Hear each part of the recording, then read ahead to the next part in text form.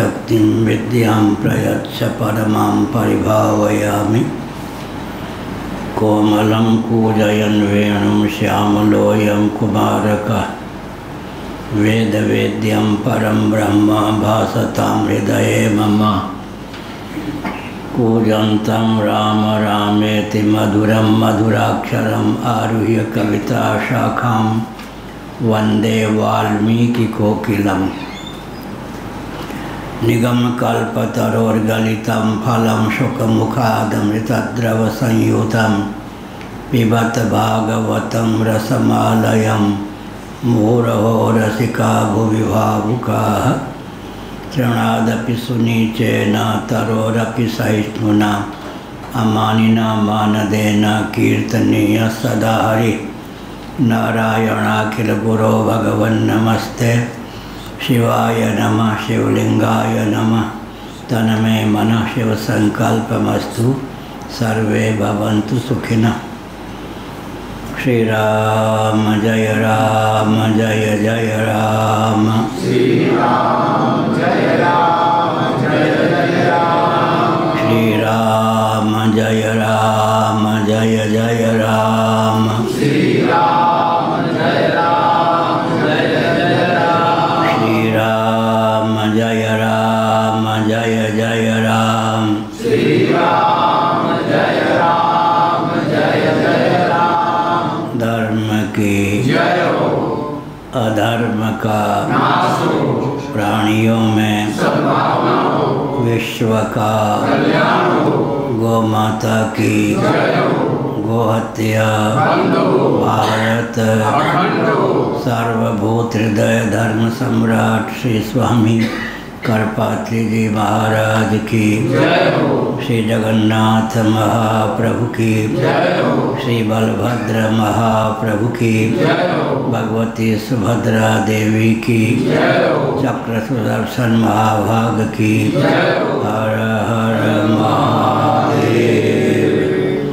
गोविंद जय जय गोपाल जय जय। गोविंद जय जय गोपाल जय जय। राधा रमण हरि गोविंद जय जय। राधा रमण हरि गोविंद जय जय। श्री कृष्ण गोविंद हरे मुरारे। श्री कृष्ण गोविंद हरे मुरारी। हे नाथ नारायण वासुदेव। हे नाथ नारायण वासुदेव। गोविंद जय जय गोपाल जय जय। गोविंद जय जय गोपाल जय जय। राधा रमण हरि गोविंद जय जय।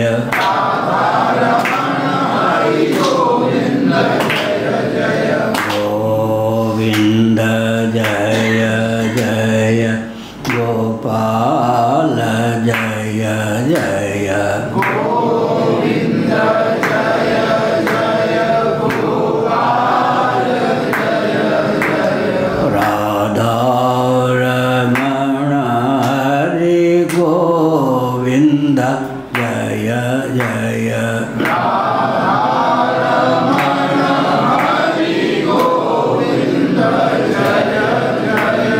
हम हिंदू राष्ट्र बनाएंगे। हम हिंदू राष्ट्र बनाएंगे। हम भारत भव्य बनाएंगे। हम भारत भव्य बनाएंगे। वंदे मातरम। वंदे मातरम। हिंदू सर से मानसर तक। हिंदू सर से मानसर तक। भारत बृहद बनाएंगे। भारत बृहद बनाएंगे। स्वस्तिक चिह्नित सूर्य अंकित। स्वस्तिक चिह्नित सूर्य अंकित। केसरिया ध्वज लहराएंगे। केसरिया ध्वज लहराएंगे। हम हिंदू राष्ट्र बनाएंगे। हम हिंदू राष्ट्र बनाएंगे। हम भारत भारत भव्य बनाएंगे, हम भारत बृहद बनाएंगे, हम भारत बृहद बनाएंगे। वंदे मातरम। वंदे मातरम। नारायण ब्रह्म सूत्र है ना, 221 शंकर भाष्य भामती टीका सहित पृष्ठ 624 पंक्ति 1 2 3 4 5 तदिदम उक्तम। नारायण।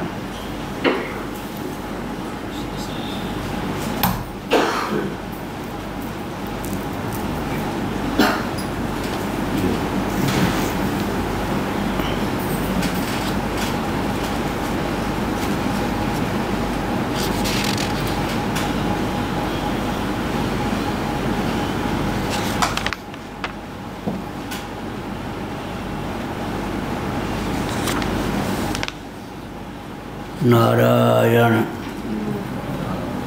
इस संदर्भ में यह कहा गया है,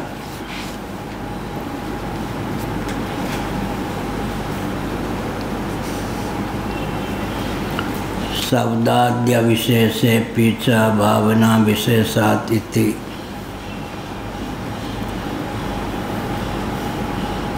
शब्दादि अविशेषे पीछा भावना विशेषात् सुखादि विशेषोपलब्धेय। बाह्य शब्द स्पर्श रूप रस गंध हैं, भावना की प्रगल्भता से जीव के लिए, मनुष्य आदि प्राणियों के लिए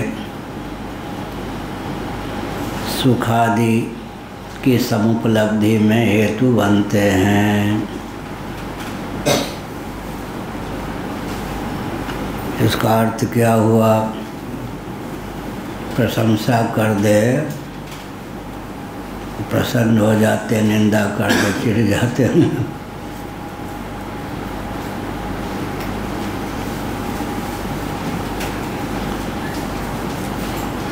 नीकी हुई फीकी लगे बिन अवसर की बात, नीकू ही फीकी लगे बिन अवसर की बात।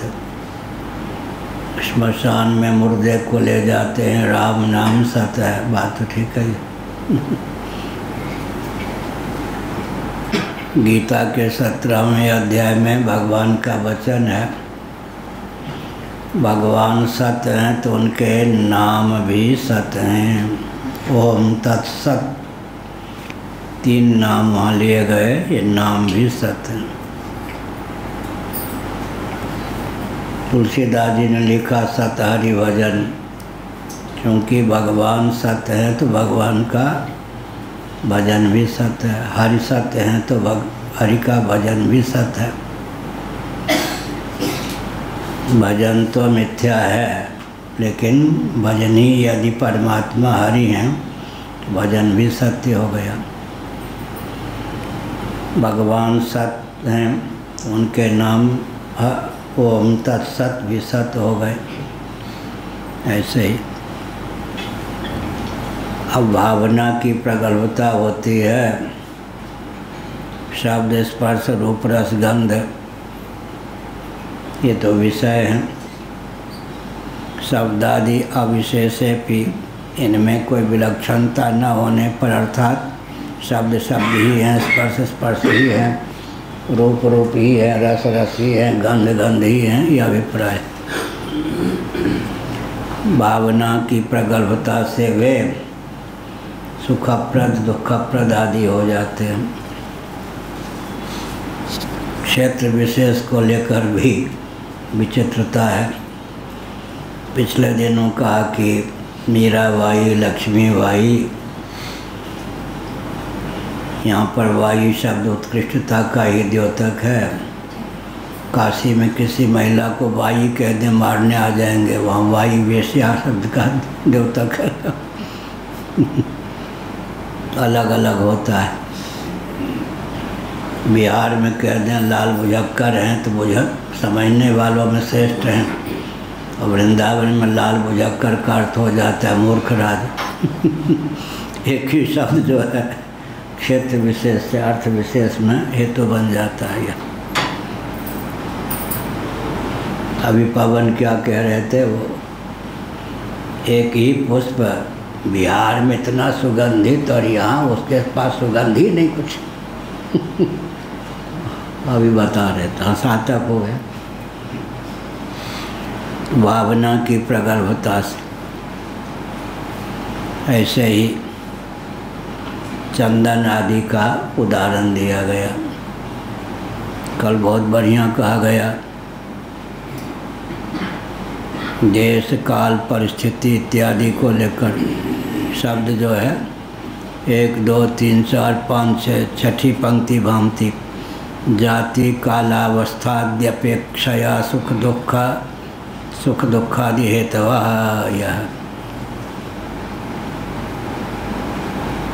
जाति को लेकर कल बताया, ऊँट को कांटा पसंद है, उसके लिए वो भोजन है, हम लोगों के लिए खतरनाक है, मारे डाले कांटे को चबाएंगे तो।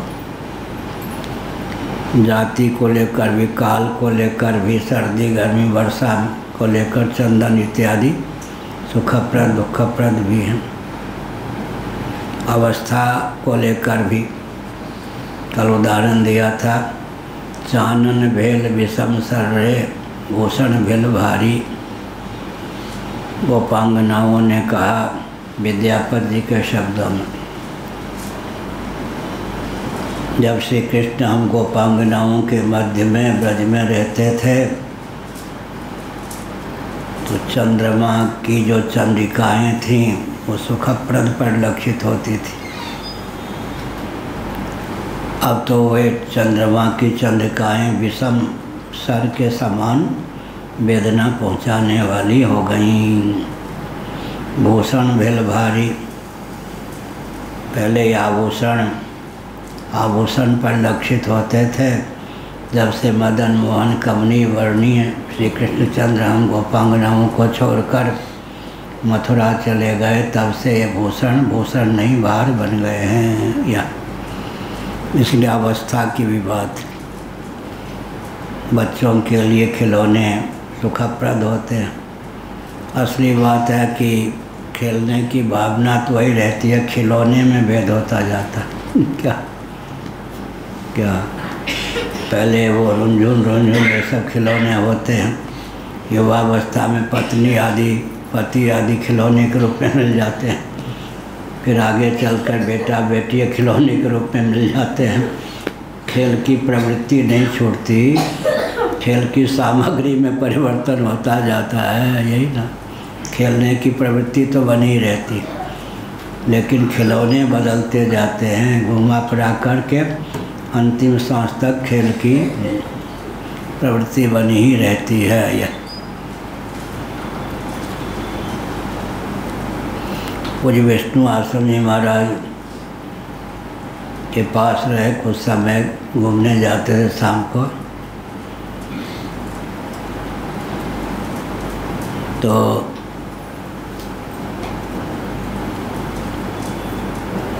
उन्होंने बताया था इस तथ्य को। यह हुआ, कहाँ थी पंक्ति?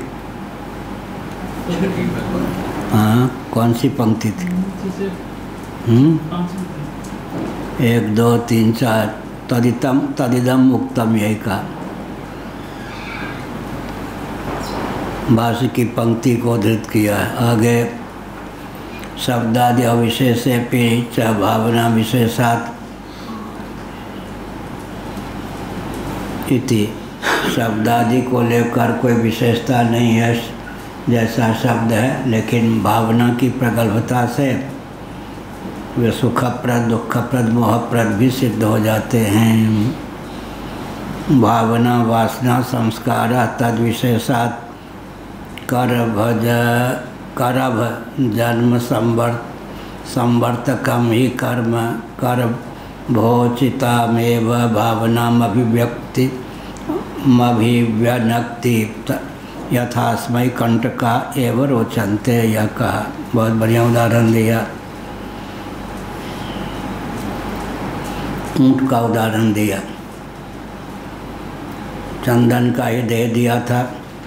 कुमकुम का लेप शीतकाल में सुखप्रद होता है और निदाघ माने ग्रीष्म ऋतु में भी सुख रूप होना चाहिए। शीतकाल में सुखप्रद होता है क्या?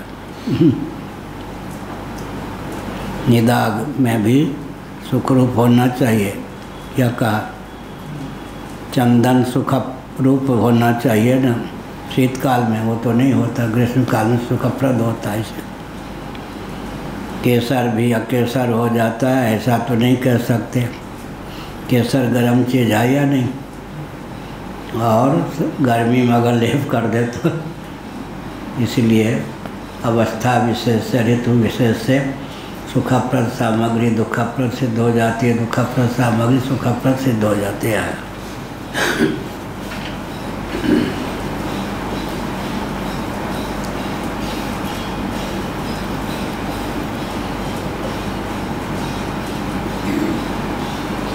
यह है, इसलिए कहा शब्द आदि में कोई विशेषता न होने पर भी भावना की प्रगल्भता से, भावना वासना संस्कार, भावना को ही प्रसंगानुसार वासना भी कहते हैं, संस्कार भी कहते हैं। अंतःकरण में जो संस्कार होता है उसी का नाम भावना भी है, उसी का नाम वासना भी है।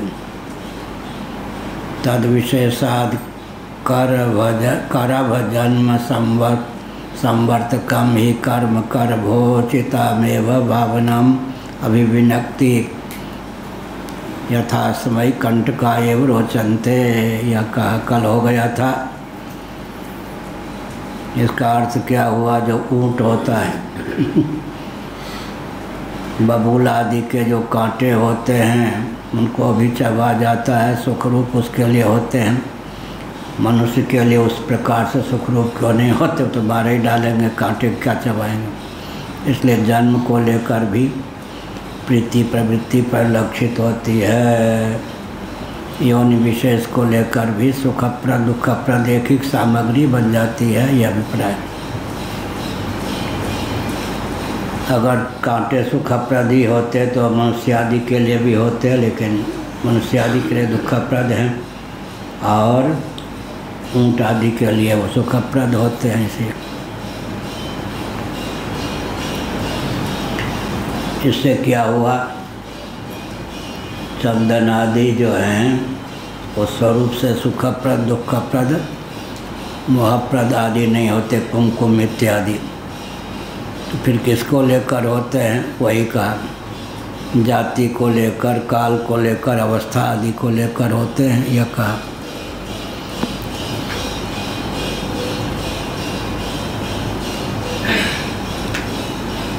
एवं अन्यत्रापि द्रष्टव्यम परिणामादिति सांख्यम हेतुम उपन्यस्यति।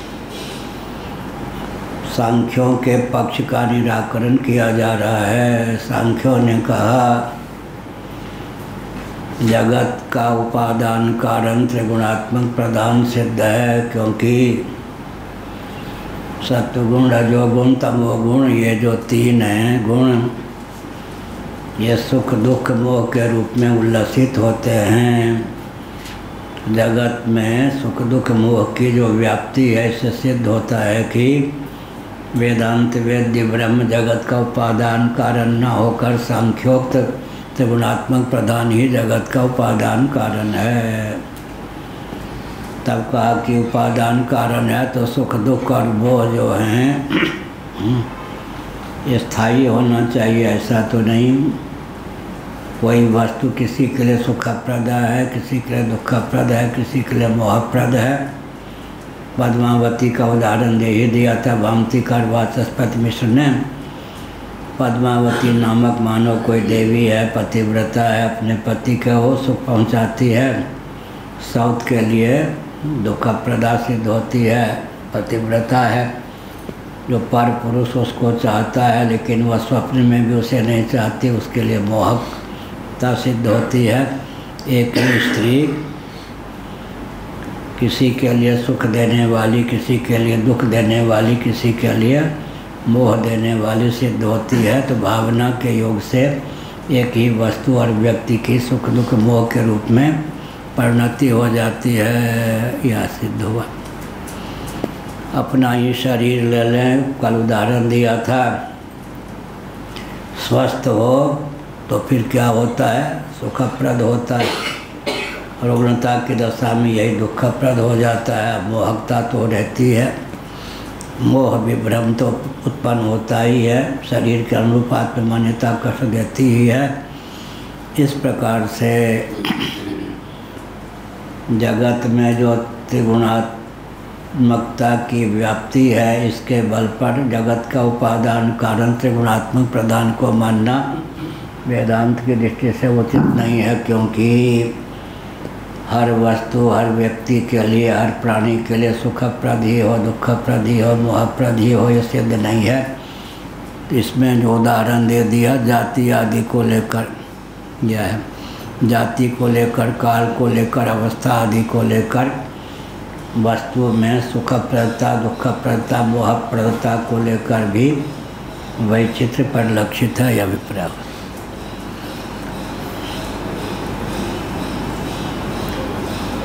तथा परिमितानां भेदानां इति यह कहा। भाष्य की पंक्ति तथा परिमितानां भेदानां मूलांकुरादीनां, अंतिम पंक्ति है 624।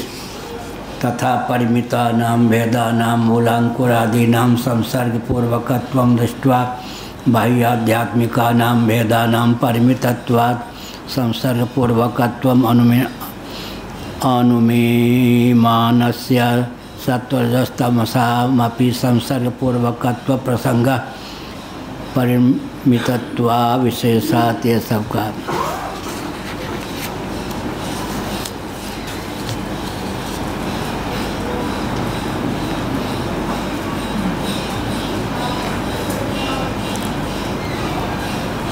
परिणामादिति सांख्यम हेतु उपन्यस्यति तथा परिमितानां भेदानां इति।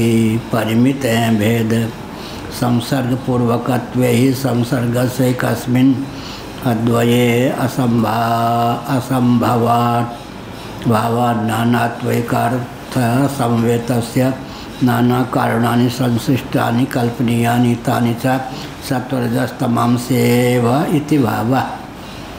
कार्य में भेद है तो कारणगत भेद भी होना चाहिए, सांख्य का पक्ष है यह।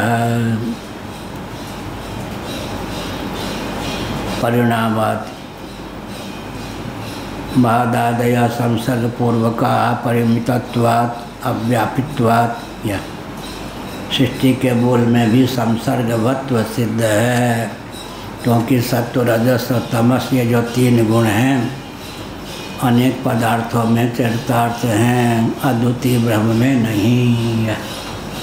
अद्वितीय ब्रह्म जो है उनके यहाँ तो जो त्रिगुणात्मक प्रधान है वही जगत का उपादान कारण है, वही निमित्त कारण है। ईश्वर या ब्रह्म की मान्यता उनके यहाँ नहीं है, इसलिए त्रिगुण से अतिक्रांत कोई पदार्थ है नहीं।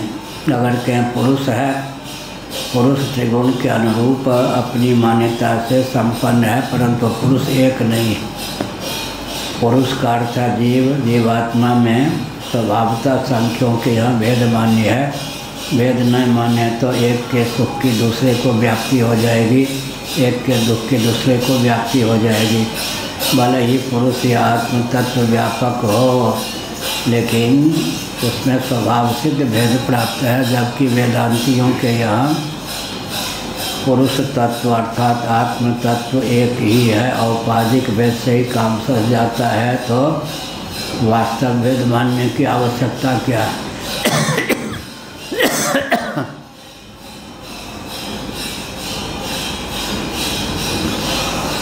तदेतत् परिमितत्वं सांख्यीय राद्धान्तालोचनेन अनैकांतिकम् इति दूषयति। सांख्यीय राद्धांत का अर्थ होता है कृतांत माने सिद्धांत। और आद्धांत शब्द है और गीता में कृतांत, सांख्य कृतांते प्रोक्तानि। राद्धांत का अर्थ भी सिद्धांत होता है, कृतांत का अर्थ भी सिद्धांत हो जाता है। यह अद्वितीय ब्रह्म में त्रिगुणात्मकता की पहुँच नहीं है। ब्रह्म तो प्रकृति अप्राकृत प्रपंच से अतिक्रांत ही है। ब्रह्म में नानात्व है ही नहीं। नेह नानास्ति किंचना। तो नानात्व को लेकर जो संसर्ग है वो भी कैसे हो सकता है। जैसे कल कहा सत्व रजस तमस ये 3 गुण हैं, तीनों की साम्यावस्था प्रकृति होती है। तो प्रकृति में 3 अवयव हो गए, एक सत्वगुण, एक रजोगुण, एक तमोगुण। 3 अवयवों के योग से साम्यावस्था प्रकृति की सिद्धि होती है। तो अवयवी कौन है? प्रधान प्रकृति। अवयव कौन है? सत्व रजस तमस।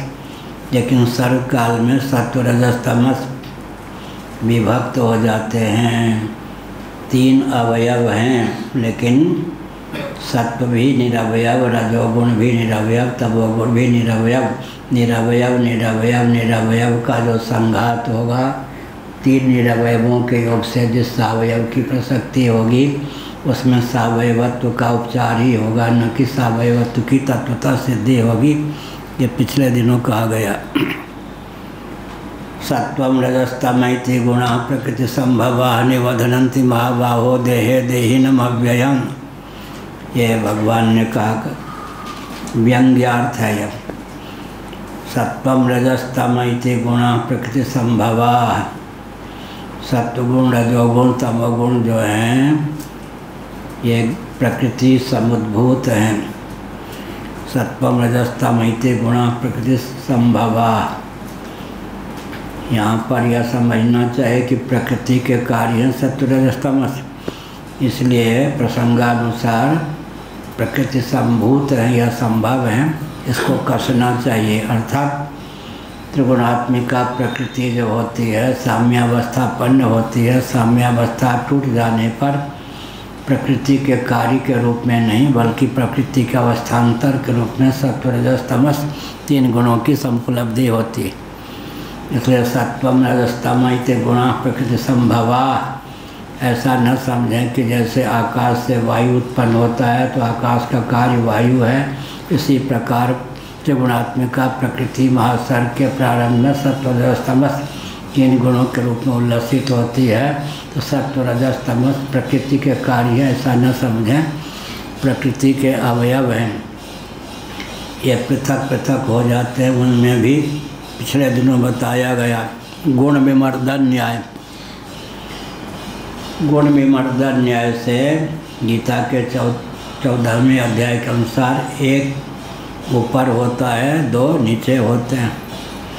उसमें भी भगवत गीता के 4थे अध्याय पर जो शंकर भाष्य है उसका अनुशीलन करें तो विचित्र तत्व उद्भासित होता है। क्या है वह? चातुर्वर्ण्य मया सिस्टम गुण कर्म विभाग सह। हजारों प्रकार की मनोवृत्ति हो जाती है, स्वभाव होता है। किसी के जीवन में सत्वगुण ऊपर, रजोगुण बीच में, तमोगुण नीचे। किसी के जीवन में सत्वगुण ऊपर, तमोगुण बीच में, रजोगुण नीचे। किसी के जीवन में रजोगुण ऊपर, तमोगुण बीच में, सत्वगुण नीचे। किसी के जीवन में तमोगुण ऊपर, रजोगुण बीच में, सत्वगुण नीचे। ऐसे चलता है तो स्वभावगत भेद हो ही जाता है। अब गुण परिवर्तन हो गया तो एक ही व्यक्ति में आकाश पाताल का भेद भी परिलक्षित होता है स्वभाव को लेकर।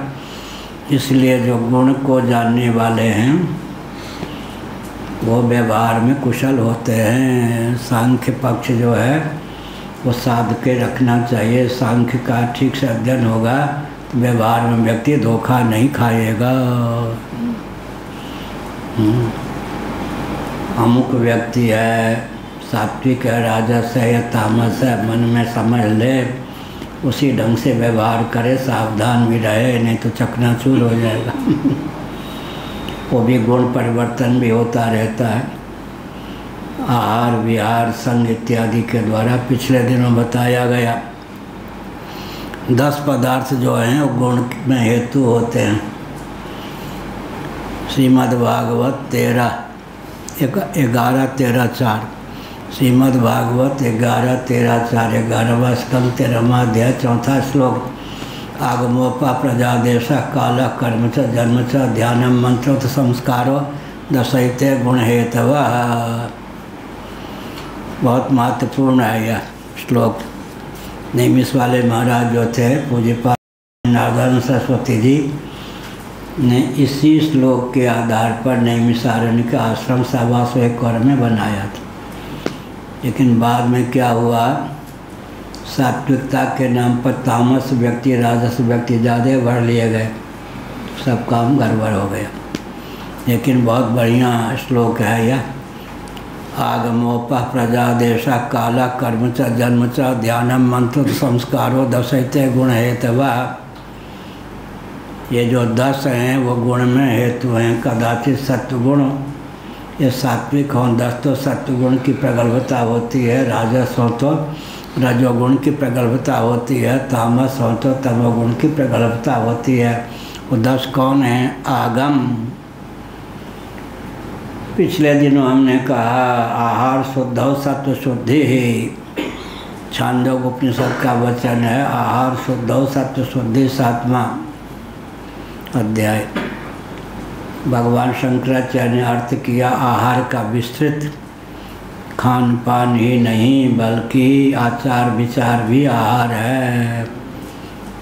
श्री रामानुजाचार्य जी ने भोजन को ही आहार माना। शंकराचार्य जी ने जो आहार का अर्थ किया, शंकराचार्य बहुत पहले हुए हैं, ईस्वी सन से 507 वर्ष पूर्व। तो हमने कहा शंकराचार्य जी ने लिखा आहार का अर्थ क्या हुआ, मन के द्वारा जो संकल्प करते हैं वो भी आहार है, बुद्धि के द्वारा निश्चय करते हैं वो भी आहार है, चित्त के द्वारा स्मरण करते हैं वो भी आहार है, अहंकार के द्वारा गर्व करते हैं वो भी आहार है, ज्ञानेंद्रियों के विषय का नाम भी आहार है। इस प्रकार से 5 ज्ञानेंद्रिय हो गए, अंतःकरण चतुष्टय ये। और पानी आदि पीते हैं वो भी आहार है। तो आगम भी आहार है। आगम माने शास्त्र। जादू टोना वाले ग्रंथ पढ़ेंगे, मारन मोहन चाटन वाले ग्रंथ पढ़ेंगे तो मन खराब होगा ही। सात्विक ग्रंथ पढ़ेंगे, भगवत तत्व के प्रतिपादक ग्रंथ पढ़ेंगे तो मन शुद्ध होगा, समाहित होगा।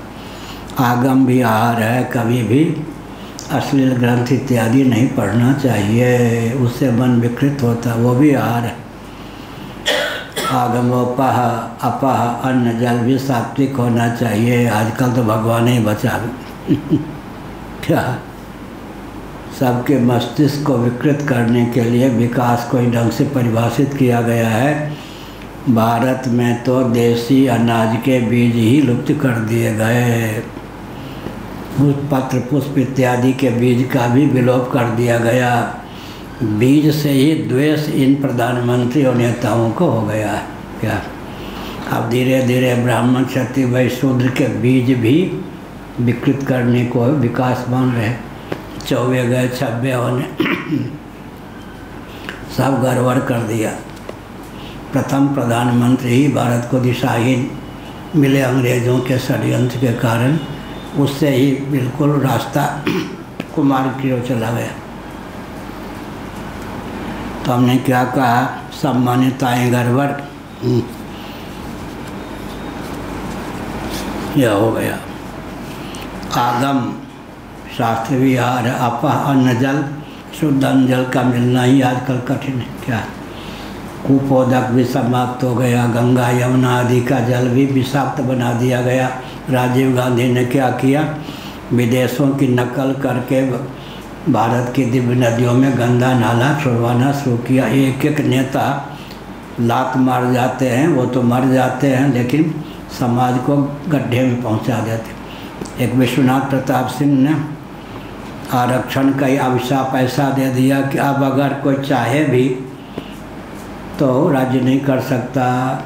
मोहन भागवत जी ने कह दिया आरक्षण कलंक है। उनके वक्तव्य के कारण भाजपा कई जगह हार गई। आरक्षण सबसे बढ़िया तो सनातन धर्म में है ना, हर व्यक्ति की जीविका जन्म से सुरक्षित, हर व्यक्ति का जीवन दुर्व्यसन मुक्त, इससे बढ़िया आरक्षण क्या। लेकिन एक एक नेता आकर के टांग तोड़ जाते हैं, वो तो अपना काम चला जाते हैं और राष्ट्र को गड्ढे में धकेल देते हैं। इसलिए का आगमोपा, अन्न जल भी अब कहाँ शुद्ध रह गया।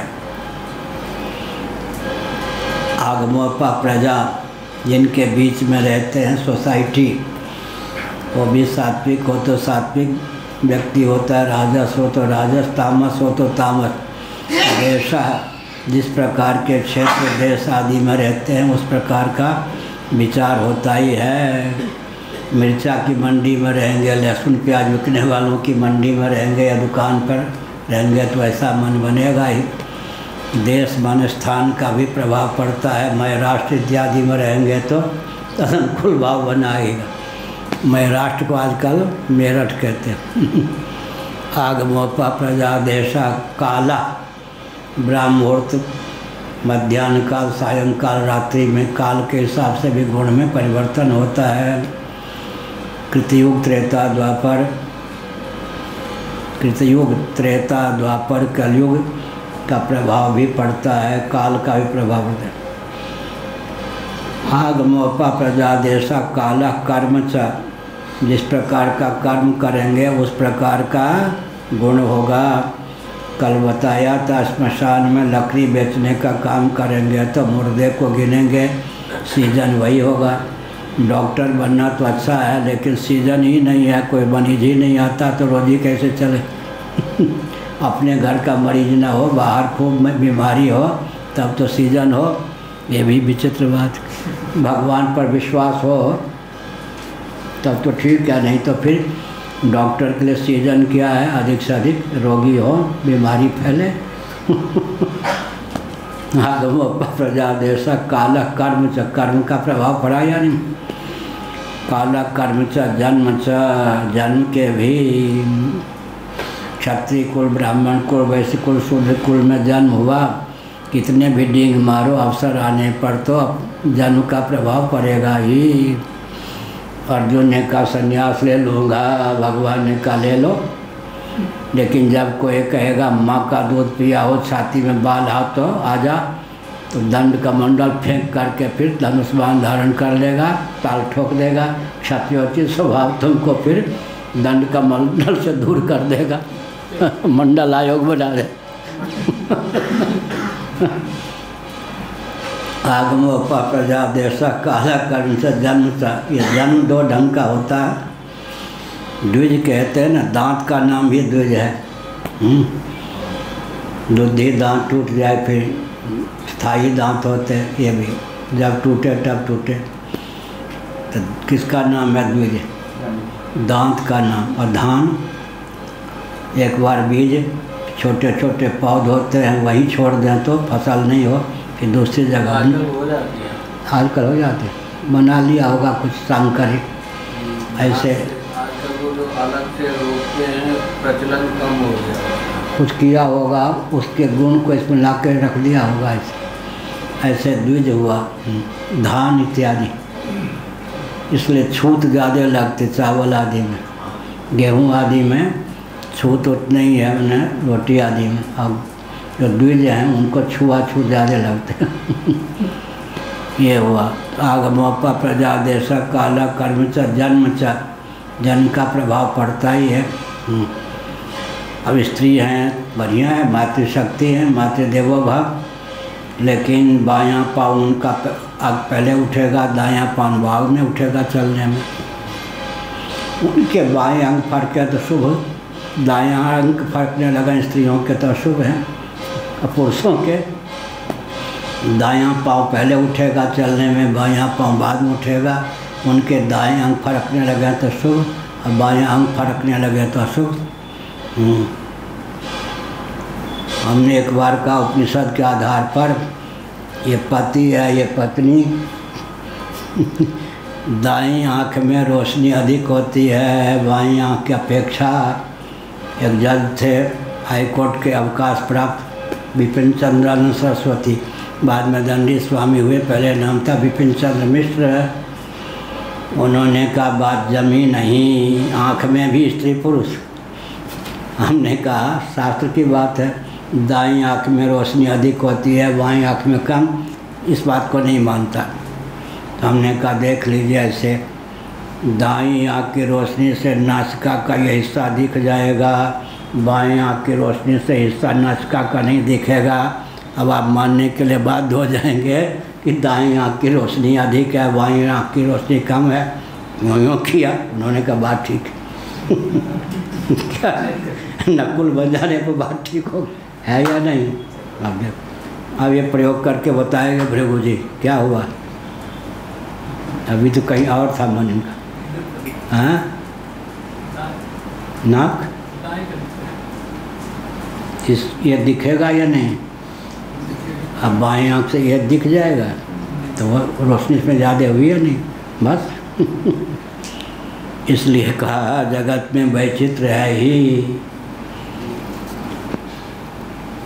स्वामी अखंडानंद में तो विनोदी थे, वो कहते थे पुरुष गर्भ धारण करा सकता है, स्त्रियां गर्भ धारण कर सकती हैं, करा नहीं सकती, पुरुष गर्भ धारण कर नहीं सकता। तो शरीरगत वैलक्षण भी होता ही है या नहीं?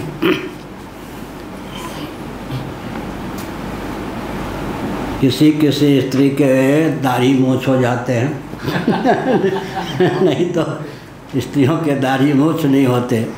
युवावस्था के बाद भी अंतर पड़ता है न शरीर की रचना में भी। यह का शब्दाद्य विशेषे पीछा भावना विशेषातिथि भावना वासना संस्कार तद विशेषात कर्म जन्म संवर्तकम ही कर्म कर्भोचितमेव भावनाम अभिव्यक्ति अभिव्यक्ति यथास्मय कंटका एव रोचनते। ऊँट का शरीर प्राप्त हो गया, आनंदगिरी और आगे है भामती, कहाँ था भामती? तो कौन से यदि तावत परिमितत्व मियत्ता सा नवसोपि नास्तित्य व्यापको हेतु परिणामातिथि अथ न योजनादिमितत्वं परिणाम परिमाणमीयतां नवसो ब्रूमः किंतु अव्यापी न नवसः तन्मात्रादे नहीं कार्यम कारणव्यापी किंतु कारणम कारणव्यापीति परिमितम नवः तन्मात्राद्य व्यापित्वात्। यह हुआ। अब कहते हैं ब्रह्म तो अद्वितीय है, सत्वरजस तमस इन तीन गुणों से अतिक्रांत है। गुण तो तीन हैं, लेकिन ब्रह्म में तो कोई सजाति विजाति स्वगत भेद का प्रश्न ही नहीं उठता। निरवयव होने के कारण ब्रह्म स्वगत भेद शून्य है। और सजाति को सादृश्य को लेकर सजाति भेद की प्राप्ति होती है, विसदृश को लेकर विजाति भेद की प्राप्ति होती है। ब्रह्म जो है सदृश भी नहीं है। जीव जगत जगदीश्वर में कह सकते हैं कि जगत और जगदीश्वर ब्रह्म में सजाति भेद का आधायक होगा, वो भी नहीं निरुपाधिक धरातल पर। तो ब्रह्म सजाति विजाति स्वगत भेद शून्य, देश काल देशकृत कालकृत वस्तुकृत परिच्छेद विनिर्मुक्त अद्वितीय ही है, नानात्व नहीं है। तब उसमें नानात्व का संसर्ग कैसे होगा? नहीं सत्य से नानात्वम, बहुत बढ़िया, नहीं सत्य से नानात्वम। भागवत सत्य भी हो नाना भी हो, नाना अलग हो गए, सत्य भी हो नाना भी हो संभव नहीं। गणित भी 3 और 2 कितना होता है? एक ने का 4.25, एक ने का 5.25, एक ने का 5.5, एक ने का 2, 3 आदि, एक ने लिखा 5।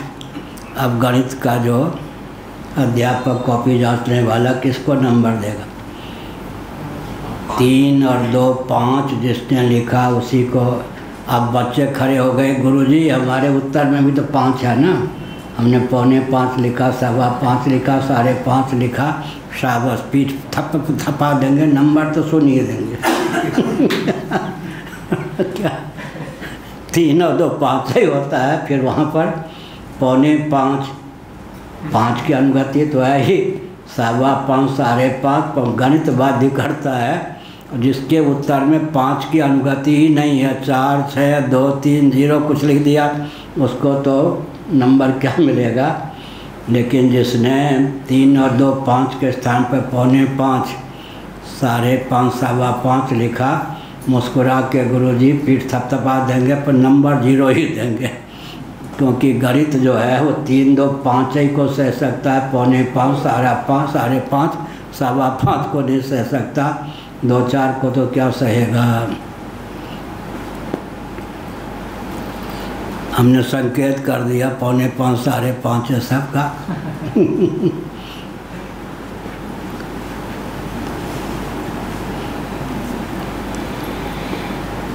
यदि तावत् परिमितत्वं यत्ता सा नवसोपि नास्ति। आपको नभ भी जो है आकाश भी जब परिमित सिद्ध नहीं है, आकाश का क्षेत्रफल निकालेंगे।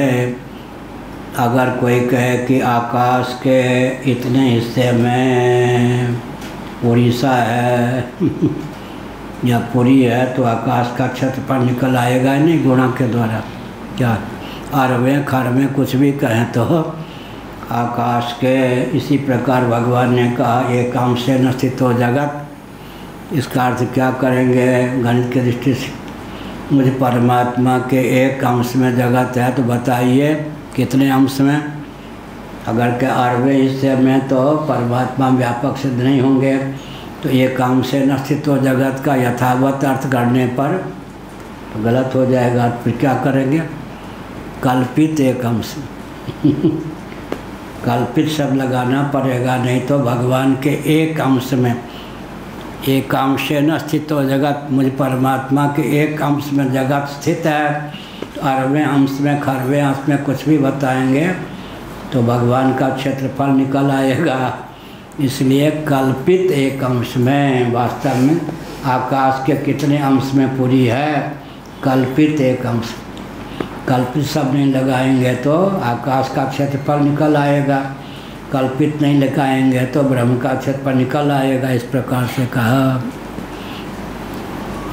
अब यहाँ है अथना योजना दी मितत्वं परिमाणं यत्ता नवसो ब्रह्मा किंतु अव्यापिता ताम अव्यापी च नवसा तन्मात्रादे नहीं कार्यम कारणव्यापी किंतु कारणम कार्यव्यापीति परिमितम नभा तस् तन्मात्राद्य व्यापित्वात् का। अब यह है कि आकाश जो है, आकाश के 2 भेद हो गए।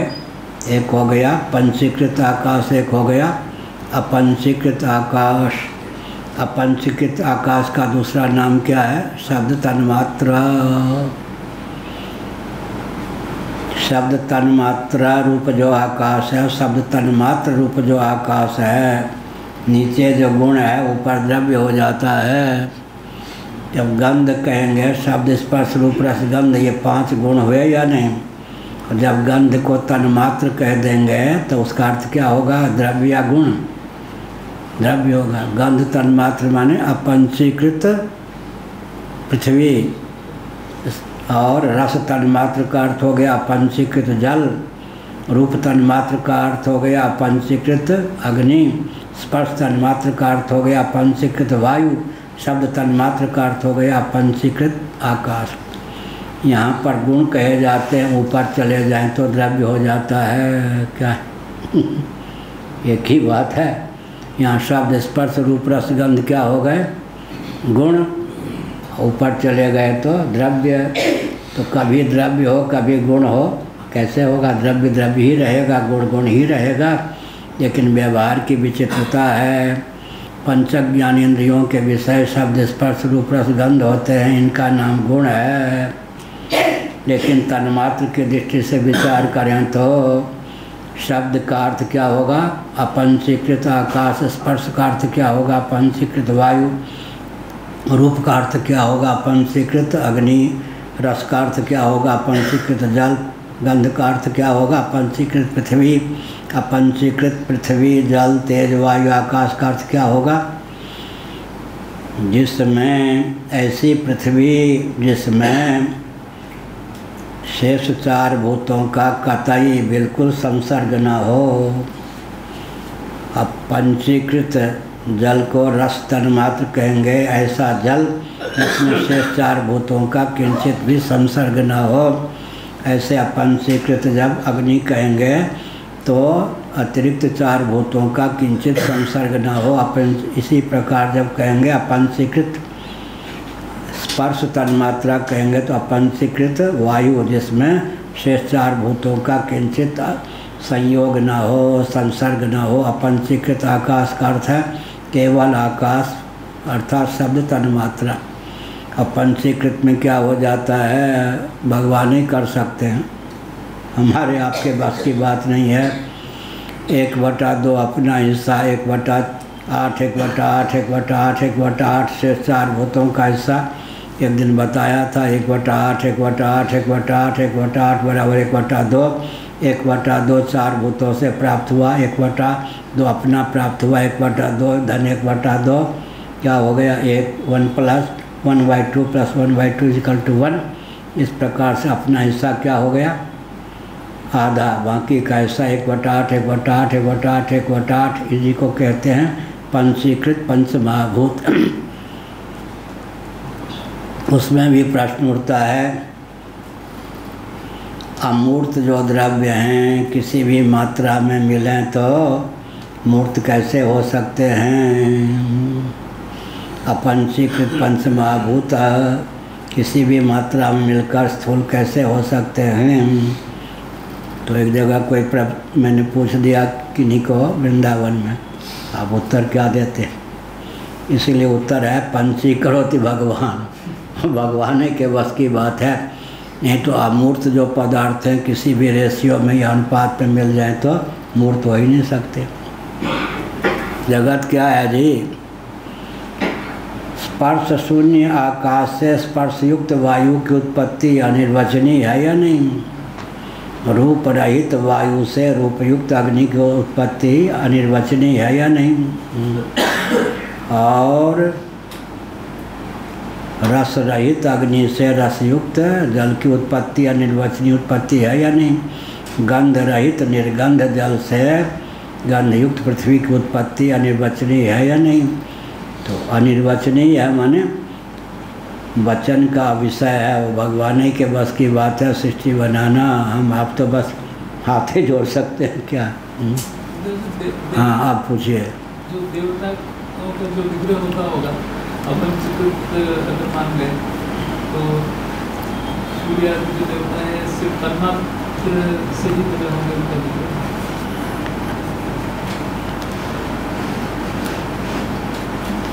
पृथ्वी आदि में अंतर है या नहीं? क्या चीनी मिट्टी, मुल्तानी मिट्टी, पुरी की मिट्टी और वो जो मध्य प्रदेश में जहाँ कपास की खेती होती है खरगोन आदि की मिट्टी में अंतर है या नहीं? क्या मिट्टी में अंतर है या नहीं? और जल में अंतर है या नहीं? तो आपने क्या कहा? देवताओं का जो विग्रह होता है, देवताओं का विग्रह कल कहा गया ना, द्रव्य सूक्ष्म विपाकात्मक होता है। इसका अर्थ श्रीमद् भागवत के 7वें स्कंद में देवताओं के विग्रह का वर्णन किया गया। द्रव्य सूक्ष्म विपाकात्मक, विपाक माने फल। द्रव्य सूक्ष्म का अर्थ क्या हुआ? आज भी बताया था। इंद्राय स्वाहा इदम इंद्राय नमः। हम देवताओं के निमित्त विधिवत आहुति डालते हैं। आहुति हवन सामग्री अग्नि के द्वारा। अग्नि कौन है? देवताओं के मुख हैं। अग्नि के द्वारा हवनीय जो द्रव्य होते हैं परिष्कृत होकर सूक्ष्म रूप धारण कर लेते हैं। वो जो होते हैं वही देवता के निमित्त जब हम हवनीय द्रव्य का विधिवत अग्नि में निक्षेप करते हैं वो जो द्रव्य सूक्ष्म हो जाते हैं उन्हीं से हमारा कालांतर में देहत्याग के समय नवीन शरीर बनता है। आज भी कहा था, हम देवता पर अनुग्रह नहीं कर रहे, अपने शरीर के दिव्य उपादान का ग्रहण कर रहे हैं। उपादान का देवताओं के शरीर भी दिव्य होते हैं, पंचीकृत पंचभूतों के कार्य होते हैं। लेकिन थोड़ा अंतर हुआ क्या, स्वप्नावस्था में आपको शरीर मिलता है, वो क्या होता है, शरीर में अंतर है या नहीं, सप्त धातुमय होता है स्वप्न का शरीर या नहीं। मन जो है सप्त धातुमय नहीं है, मन ही स्वप्न में शरीर का रूप धारण करता है वासना की प्रगल्भता से। स्वप्न के शरीर कहीं चोट खा जाए तो रक्त गिरता है, स्वप्न के शरीर से रक्त गिरना जो है चक्षुर्बंध है या रक्त है भी शरीर में। स्वप्नावस्था में स्वप्न के शरीर से कोई मलमूत्र का त्याग करे तो मलमूत्र होता है उस शरीर में। इसका नाम क्या हुआ, चक्षुर्बंध, दृष्टिबंध या शंकराचार्य का शब्द। स्वप्नावस्था का जो शरीर होता है चूँकि मनोमय होता है, मन चूँकि असप्त धातुमय है, इसलिए शरीर भी हम लोगों को जो स्वप्नावस्था में प्राप्त होता है वो सप्त धातुमय नहीं होता। लेकिन स्वप्न के शरीर से भी पसीना का निकलना, चोट लगने पर रक्त का निकलना ये प्रातीतिक है। वस्तुतः स्वप्नावस्था का जो शरीर होता है वह क्या हो गया, असप्त धातुमय।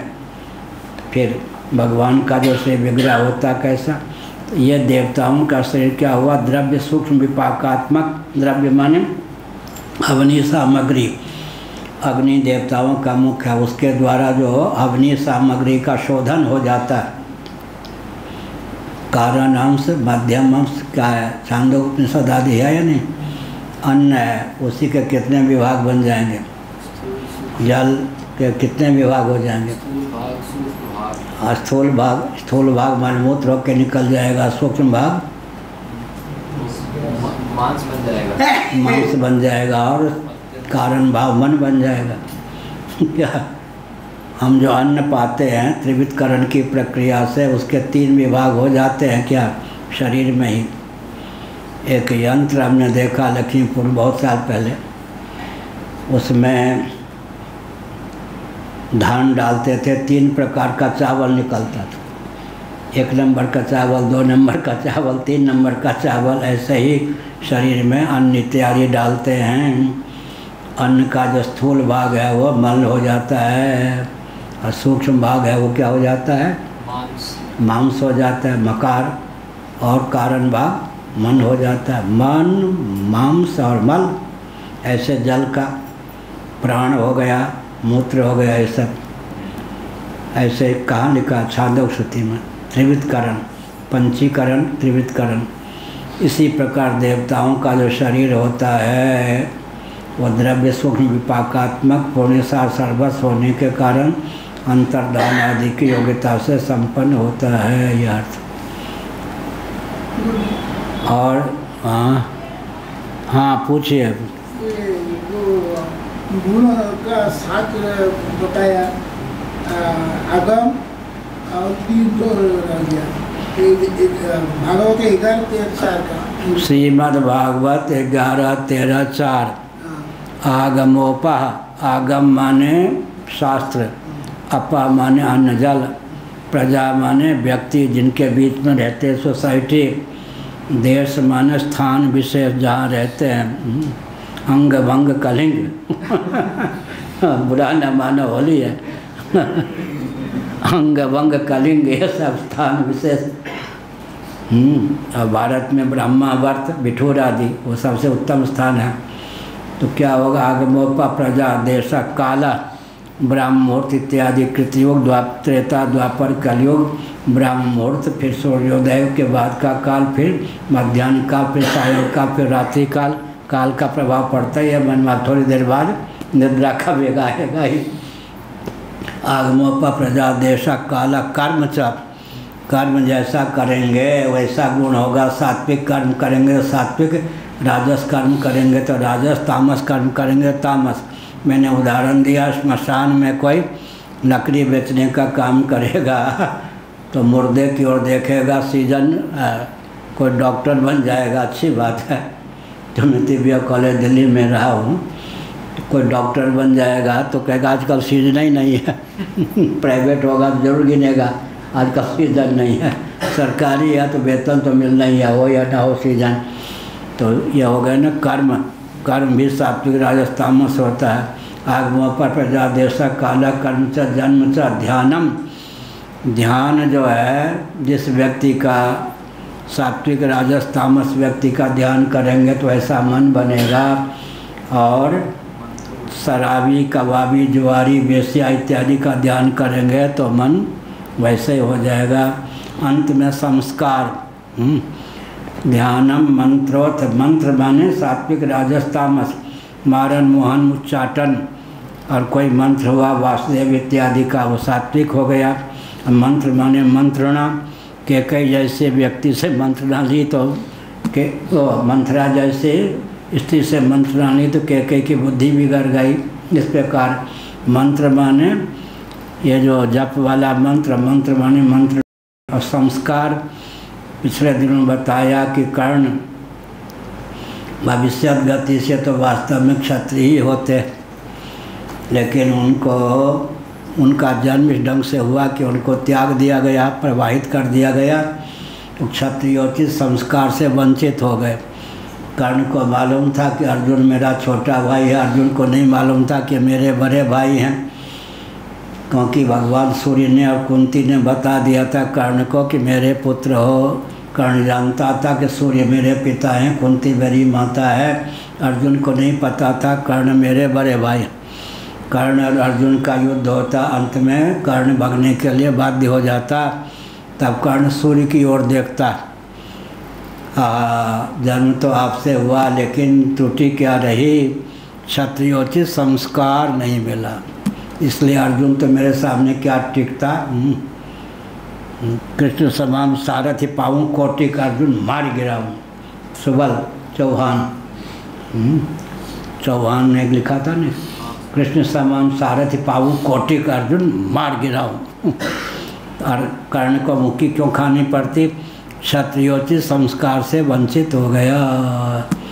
अब समय हो गया संस्कार का। मैंने संस्कार का उदाहरण पिछले दिनों क्या दिया था, ये तो सबसे बढ़िया ये जानेंगे भृगु जी। भोजन के समय नींबू दे दें, रस निचोड़ लेंगे, छिलका फेंक देंगे। अचार बनाने की प्रक्रिया से नींबू का अचार बना के दे दें, छिलका भी चट कर जाएंगे। और कहीं उसके जो दाने हैं गुठली, उसको पीस करके चटनी बना दे तो चटनी भी, वो दाने भी चट कर जाएंगे। संस्कार से त्याज्य वस्तु भी ग्राह्य हो गई है ना। क्या नींबू का छिलका त्याज्य है, भोजन के समय रस निचोड़ के छिलका फेंक देंगे। अचार बनाने की प्रक्रिया से अचार बना देंगे, छिलका भी चट कर देंगे। भोजन मिलेगा मुझे तो नींबू का अचार देते हैं लोग। तो संस्कार की बात हो गई ना। आगमोपा प्रजादेश काला कर्म च जनता ध्यान मंत्र संस्कारो दशैते गुण हेतवा। ये सात्विक हो तो मन सात्विक बनेगा, ये राजस हो तो मन राजस बनेगा, ये तामस हो तो मन तामस बनेगा। हर हर महादेव। जगत गुरु शंकराचार्य भगवान की जय।